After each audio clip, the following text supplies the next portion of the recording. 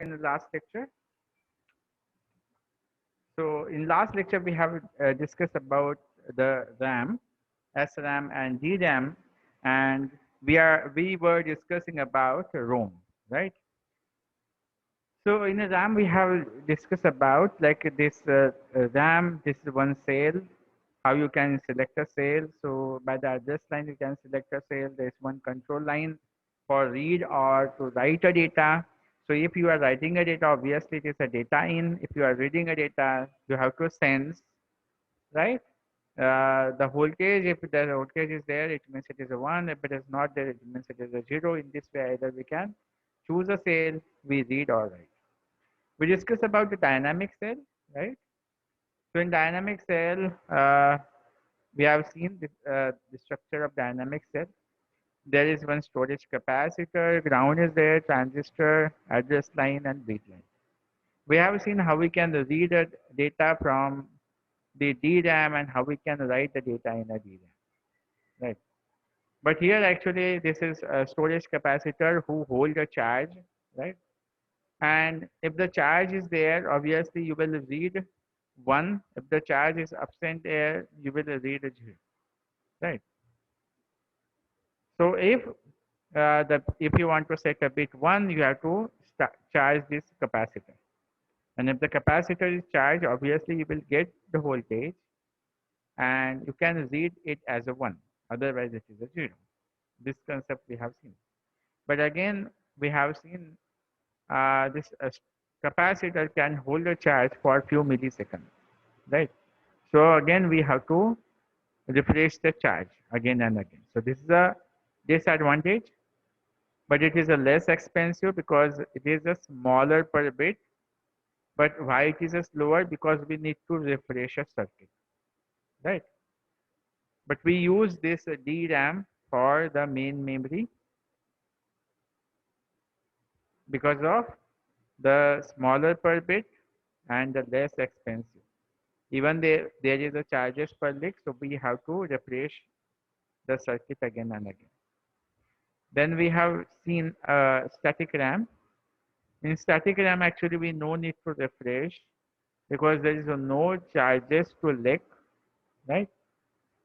Here, actually, the logic is what either we will set 1 or 0, and it is based on your switches. Either your switches are or on or off. Based on that, actually, you can identify the bit is 1 or 0. So obviously we are here we does not require the refresh circuit over there, but it is more expensive. It is more expensive. Why? Because the multiple transistor capacitor required to develop this SRAM. But again here you no need to refresh a circuit again and again. This static RAM is faster. So static RAM we use in the cache, dynamic RAM we use in the main memory. So in your RAM is mainly you might have listened about the RAM is your DDR RAM, right? So there are various types are there in a RAM, and based on their manufacturing, it having a different types of speed. So DRAM and it is the SRAM we use is in a cache. So you can compare the DRAM and SRAM. In DRAM, there is only one transistor and one capacitor, but in the SRAM, you will find there is a 6 transistor are there. What is the logic is? The logic is what? If the C1 is high and C2 is low, the C1 is high and C2 is low, then it is a 1. The state is 1. If C2 is high and C1 is low, then it is a 0. So this is the address line to choose a cell, and the bit line to either read or write a data in a cell. Okay, so we have discussed earlier like the SRAM versus DRAM, like both are volatile. It preserves data until and unless there is a power on. Dynamic cell, in dynamic cell DRAM, it is simpler to build and it is smaller, right? Because there is only one transistor and capacitor, it is very simple to build. Smaller, more dense, less expensive, but need to refresh, and larger memory unit. So we use it for the RAM, and the static we use for the cache, but it is more faster than your DRAM. In the last lecture, we have discussed about read-only memory, ROM, right? So what we have seen, like SRAM and DRAM is a volatile, but your ROM is a non-volatile. Non-volatile, it means it preserves data even though there is no power on, right? So actually when it is required, so in the last lecture, I have given you one example, like in a toy.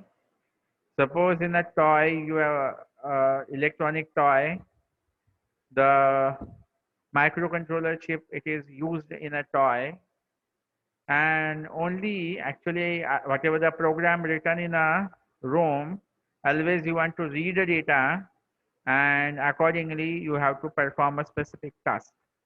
So mainly the toy generally read the data and do the whatever the functionality programming encoded in the microcontroller chip, right?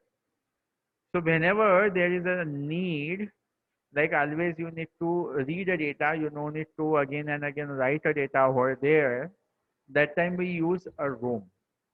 Like another example we have discussed in last lecture, like if the computer is turned on, that time you will find there is a ROM on the motherboard, and whenever your computer turn on, the you have to load your operating system into the ROM, right? So actually, the first instruction is put it into the uh, ROM, and whenever you turn on your computer, your OS loaded into the hard into the main memory, right? So actually, the whenever you turn on your computer, always you need to load your operating system, right? So this is a task. So that thing, that instruction, we can encode into the ROM, right? So read-only memory is a permanent storage, non-volatile. Important application is the microprogramming. When we use, if there is a library subroutine for frequently wanted function, if the in a system, if there is library subroutine are there, like always you need to read the data, need to change or write the data, that time we can use this kind of ROM, system program or function table. So all these things we have discussed in last lecture, all I think all you might have remember, right? We have seen like a types of ROM, like it is, but this ROM are a few types of ROMs are very expensive for small runs, because if the error is occur uh, in one ROM, the s- the say whatever the error is there, you will find the same kind of error in all types of ROM. And if the ROM you cannot make a change in data, that time it is very expensive.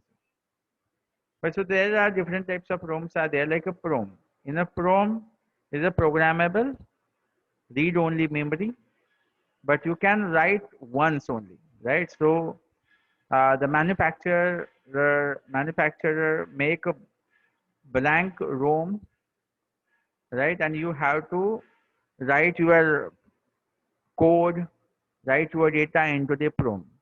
But actually, only once you can write the data, right? You cannot erase and rewrite the data in a PROM. But mostly, actually, this ROM is used for to read only, right? The another one is erasable programmable read-only memory, that is erasable. So here you can erase a ROM by using ultraviolet light, UV. And the another one is electrically erasable programmable read-only memory, EEPROM.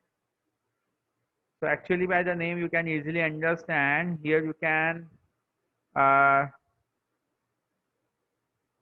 remove a data or delete the data by using high electrical voltage. Here by using ultraviolet light. And similarly the flash memory, you can say it is belongs to EEPROM and EEPROM. Here you can delete a whole memory electrically. So this structure also we have seen in last lecture, like a room cell structure. Now the concept is very simple here. Like here is one transistor and this is another, the switch is there. Obviously if it is connected with the ground, what will happen, whatever voltage is there, it is going to the ground and it consider it as a zero, right? But suppose if it is not connected, in that case whatever data is there, it will be there because it is not connected with the ground, so it will be there. So whenever you read a data, read a voltage, you will get a voltage and you can read it as a 1, right? If it is connected with the ground, obviously you will not get any kind of voltage and you can read this data as a 0. So simple logic is there, how actually you can read a data either 1 or 0. This is our main task. So actually initially whenever you buy from the market for this room, always it is connected with the ground, right? So always the state is 0. So as we have seen, cell means what? This is one kind of cell. This is the one cell, right? This is one cell. And inside a room, there is a millions of cells, right? It is a millions of cells are there, which are connected. So here you can say it is a cell. So these are the cell, for example. Suppose here it is a 1, it is a 0. This is a 1, 0, 1. So in that case, what will happen? For 1, it is not connected with the ground. For 0, it is connected with the ground. 1 is not connected with ground. 0 is connected with the ground. 1 is not connected with the ground. So this is a simple logic is there. It is based on this switch. So logic 0 stored in the cell if the transistor is connected to ground at point P. So logic 0 when if it is connected at ground at point P. Otherwise A is 1 stored. Okay. So this concept also we have discussed in last lecture. We have seen the read operation and write operation. So initially actually whenever you are buying from the market, it is set to the logic 0, right? And in write operation, what we have to do, we have to make it as a 1 instead of 0. It's about the PROM, programmable read-only memory. Okay, so up to here we have discussed in previous lecture. I hope all you might have remembered. Are you with me? Do acknowledge? Thank you. Okay, thank you. So actually it is the afternoon and I'm keep talking with you, but actually it is only for the revision so that you might have remember what we have discussed, because I think after 1 week I am conducting CEO lecture. Okay, that's actually I have recapitulated what we have discussed in our previous lecture. Okay, so it is afternoon. So very simple concept I am discussing with you. You can easily remember all this concept today. So today we will discuss about the ROM as well as Hamming code. These are the two concepts that I have to cover today. Okay, about the ROM. The name is programmable read-only memory. Right? Programmable. So by the programmable, you can easily understand here. As I told you at initially, whenever you are buying from the market, initially your all cell hold a logic 0. So what we have to do, you have to make a 1, right? So whatever the cell require, you have to make it as a 1. So programmability is achieved by inserting a fuse at point P in a ROM cell. So actually what we have to do, what we have to fuse at point P. So how actually, so this is at point P. What? So initially it is connected with the ground. So with the program, we have to fuse this P. So whatever the bit, for example, if you want this kind of bit pattern, right? So what you have to do, you have to fuse this 1 1 1 1 1, right? So in this way, you have to fuse here. So to fuse this kind of thing, obviously, one type of uh, one type of program is required as well as hardware is required. By that only it is possible. You can write a data in a PROM. So the user insert ones at a required location by burning out the fuses by sending high electric pulses. So what actually we are doing at the point P, it is connected with the ground. So we are fusing that point. As soon as we are fusing at that point, it is disconnected with the ground and it hold a power supply over there. And by that way, actually, you can making it 0 to 1, right? But of course, as we have discussed earlier, this process is irreversible. Like you can make it as 0 to 1, but again, you cannot make it as 1 to 0, right? So in the PROM, you can write only once. Once you have written, and if there is a error is there, right? If something is wrong in your PROM, right? You cannot erase or you cannot make it change over there, right? Once it is written. So thus it is a flexible and convenient process which is not there in the ROM. So you cannot make it change once it is written. So it is not flexible. The PROM is not flexible. But obviously, it is cheap, right? It is very less expensive, right? So PROM provides a faster and considerably less expensive approach because they can be programmed manually by the user, right?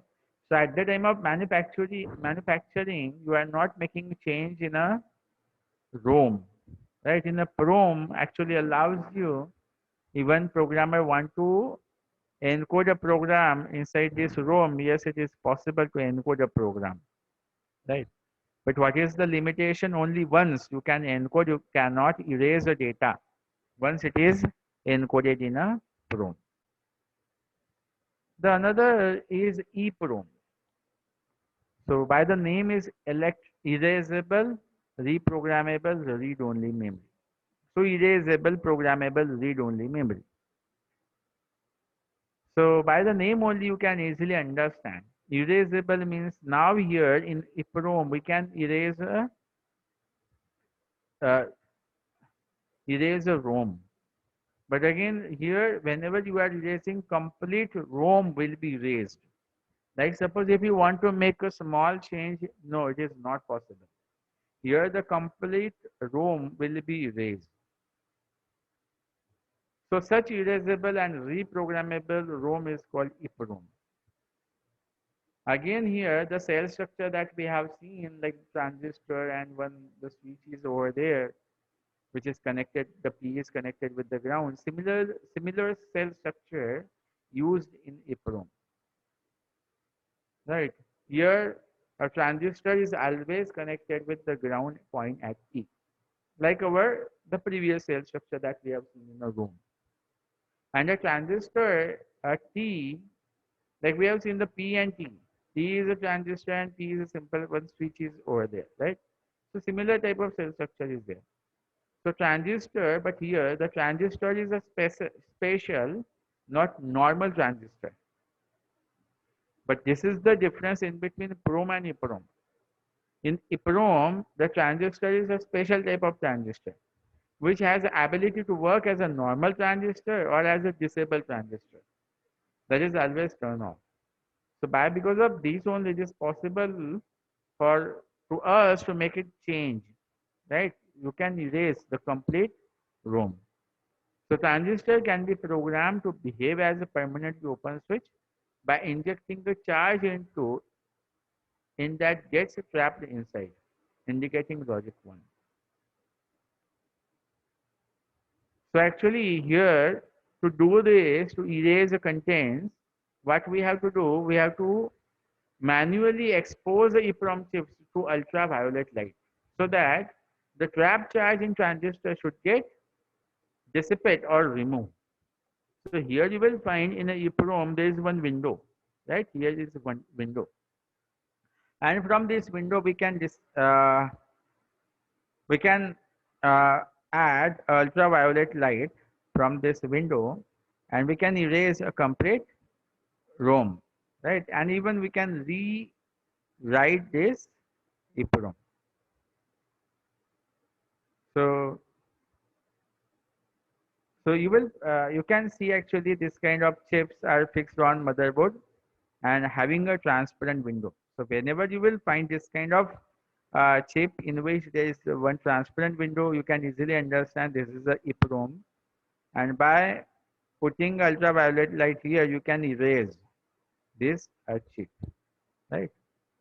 And here in EEPROM, there is a special type of transistor is there who hold a charge, right, and which indicate the logic 1.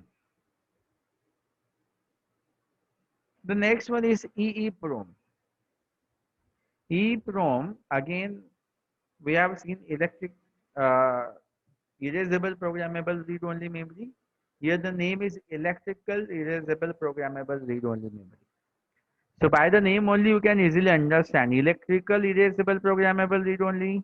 Like here we can erase a ROM but by the electrical signal, a high electric voltage. We can erase the chip, erase the ROM. That's why the name is electrical erasable programmable read-only memory. And EEPROM, that we use ultraviolet light to erase a ROM. In EEPROM, there is a high voltage required to erase a ROM. So in this, you can program, write and erase electrically. Even you can erase the data selectively, not all chips. So this is the advantage that you are getting in EEPROM over EEPROM over EEPROM. Because in EEPROM you have seen there is one window and you have to expose that chip with the ultraviolet light. And as soon as the ultraviolet light goes inside the window, it will erase a complete chip. But in electrical erasable, the facility is provided like you can erase one block from the ROM, right, from the chip. Like if you do not want to erase a complete chip, if you want to erase only one block, yes, it is possible in EEPROM. So here you can erase the data selectively. But again, there is one disadvantage, like it requires a different voltage for erasing, writing, and reading the stored data. Like if you want to erase the data, different voltage required. If you want to write the data, again different voltage required. And again for to read data, different voltage required. So this is a simple concept. You can easily remember all the concept by their name only. Okay. So we have seen about the PROM, EEPROM, EEPROM, and the last one is that is a flash memory. Again, a flash memory having a similar approach. You will find in the flash memory, which is in between EEPROM and EEPROM. Like so, this is another form of semiconductor memory. Is a flash memory. So actually, this flash memory first introduced in 1980s.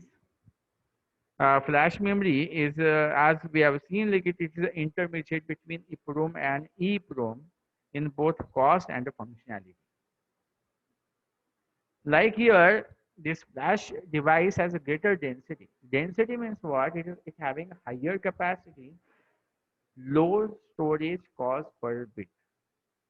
So if it can hold the highest capacity of data and the cost is less, so that time we can say it's having a greater density.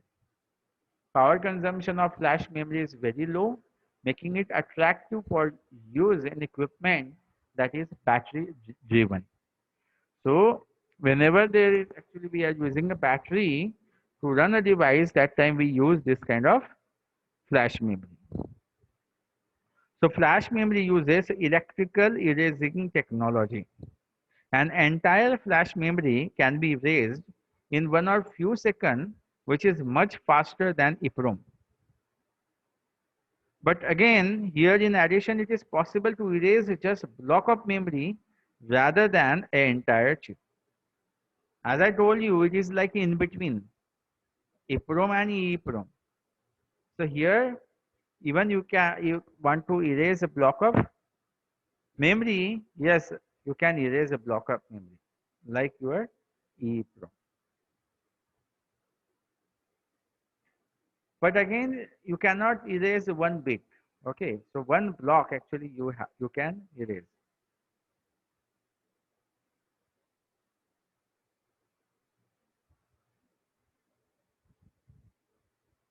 So actually, the very simple concepts are there, like about the PROM, EPROM, EEPROM, and flash memory.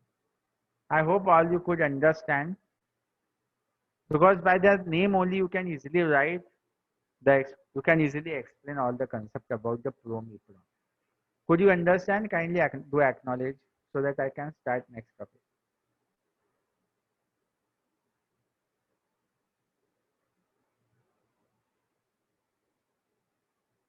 Thank you very much. Now, this diagram is only for to uh, look what are the components in modern computer. So you might have seen inside the computer, like you will find there is one CPU slot is there.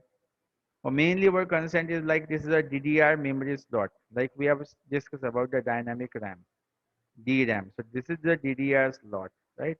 You will find the chip slot on the motherboard, right? So we have another diagram. Here you will find this is a memory controller is there, the processor is there. Like this is the different slot for the DDR RAM. Again, you will find when the primary cache. So it is uh, made by the static RAM, SRAM, as we have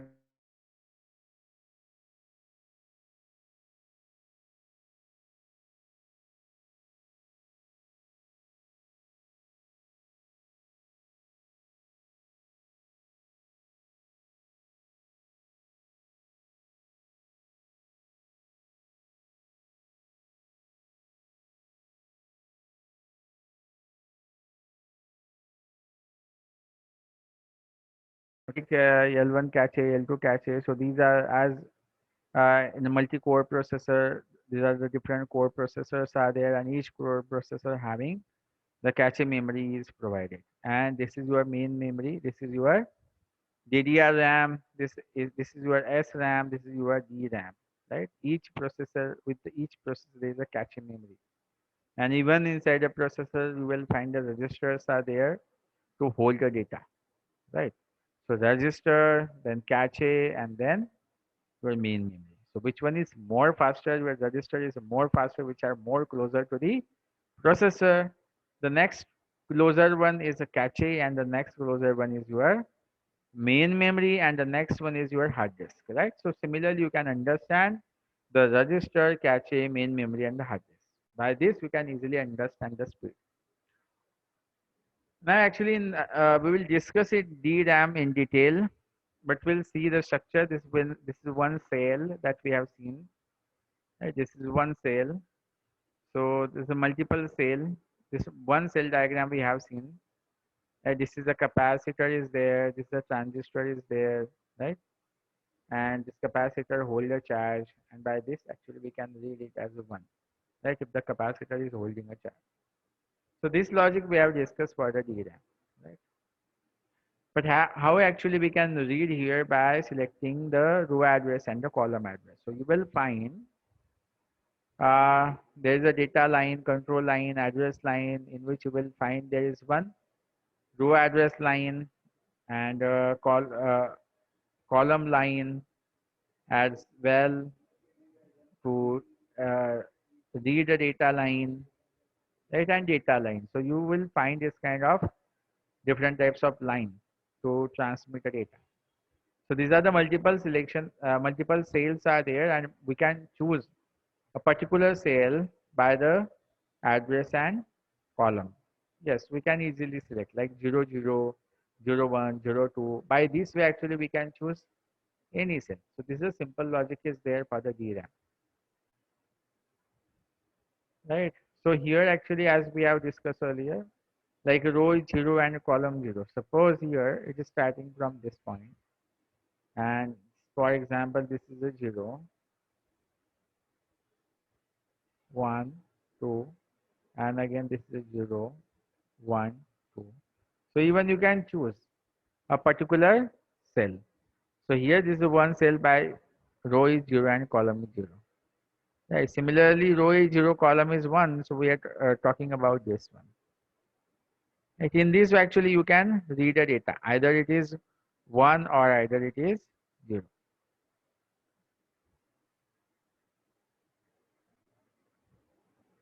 So you will find this like one cell is holding one bit, either 1 or 0.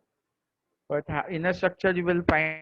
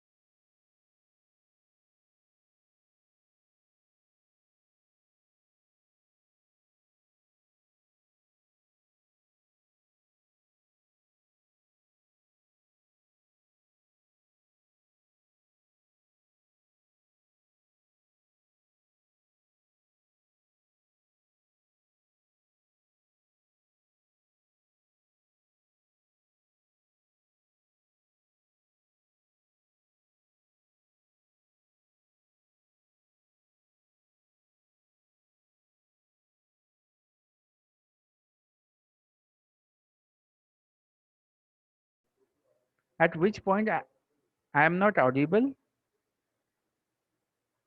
I am audible from the beginning. Somehow it is, I don't know how it is restarted, but I was audible.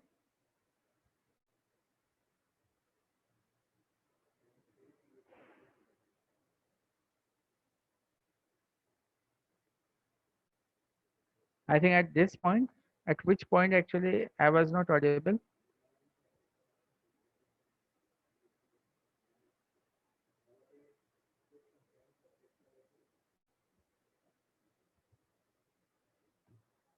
Okay, actually it is only the introduction how actually the your RAM hold a data. Like here you will find at each chip there is 8 banks are there, and about this about one array you will find this is a one array in which you will find okay there is a 2 KB different cells are there, and by row and column wise we can choose. So actually here in this way only for the understanding how many bits actually you can store into the DRAM, right? To understand that concept only actually I was showing that diagram. Okay, the main concept is about the next concept is about the error correction. Okay, you might already actually at the beginning of first unit I have discussed in a computer everything in digital world whatever it could be the number, it could be the image, or it could be the text, it is in the form of 0 and 1 only, right? Your data is in the form of 0 and 1 only, no matter what kind of data is. Even it is audio, image, video, everything. Even in a computer, actually, whatever you are working, it is only in between 0 and 1. So computer can understand only 0 and 1, right? So whatever data, so and your computer is working on electric, right? So this is your electric signal, right? This is an electric signal which is a continuous electric signal. If we have to change this signal, so we use a different line coding scheme, unipolar, polar, bipolar, Manchester. So this concept I have discussed with you, and we change it, right? So you were actually, this is a digital signal, right? This is a digital, like here you can one, this is a zero, one, zero, one, one, one, right? One, and again zero. So in this way, actually, we can encode it. So it is a digital signal. And in analog signal, we can change it by the changing amplitude. Like amplitude, this is a, for example, 5 volt. This is a 2 volt. Again, this is a 5 volt. This is again a 2 volt. So I can easily encode it like this is a 1, this is a 0, this is a 1, this is a 0 by changing their amplitude. Right? Similarly, by changing their frequency. Like this is, for example, 1, and this is a 0, and this is a 1, and this is a 0. So by changing their frequency, even I can encode this analog signal, or even I can change their phase, like 0 degree, 90 degree, 180 degree, 360 degree, right? 0, 90, 180, and 360. So at from which angle your cycle will going to start. If it is starting from 0, so it is uh, the beat is 1. If it is starting from 180, for example, it is starting from this, so then it is 0. But if it is starting from this 0, then it is 1. Right. So if it is, for example, 0, 0, so this 0, and again this 0, but here it is 1, so it is starting from 1. By changing their phase, by changing their amplitude, by changing their frequency, or this digital signal is nothing but the composite of analog signal. By this actually we encode the data. So as we have discussed earlier, for the computer everything it is 1 or 0. But actually the problem arises. What kind of problem arises? For example, if you are sending a data, for example, this is a line. You are transmitting your data, and in the transmission it may happen you are sending the data, it is like this, for example, this is a 1, this is a 0, and this is a 1. Okay, now actually here if you are dividing this bit,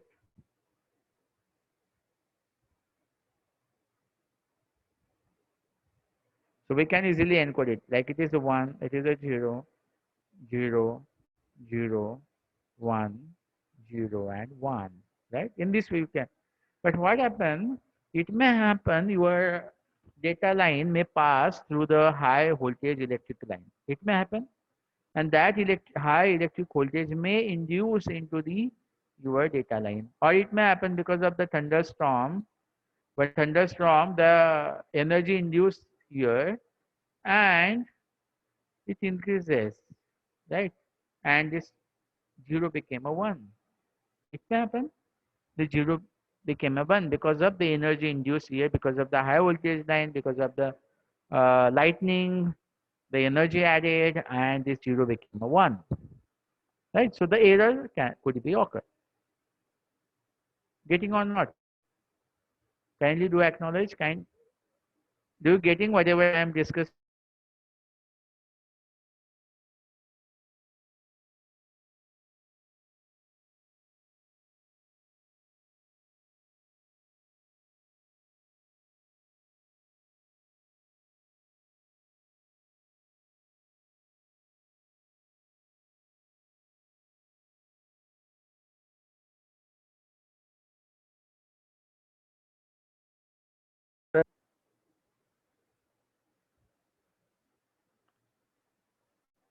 Okay, thank you. So actually here it happens. So listen carefully. Now I am talking a new concept, that is Hamming code. It may require in future also. So listen carefully. So it may happen this energy is added and this 0 became a 1. Okay. So what the main challenge is to we have to detect this error. Either. So actually, suppose if you are sending a data into the packet, when the data received to the receiver device, the receiver check error is occur. Again, you have to ask sender to resend the packet. Okay. So sender again resend the packet. So it is like a road, and you are sending unnecessary multiple vehicles on a road. So actually, the traffic increases. You are not utilizing proper resource available. So what we can do?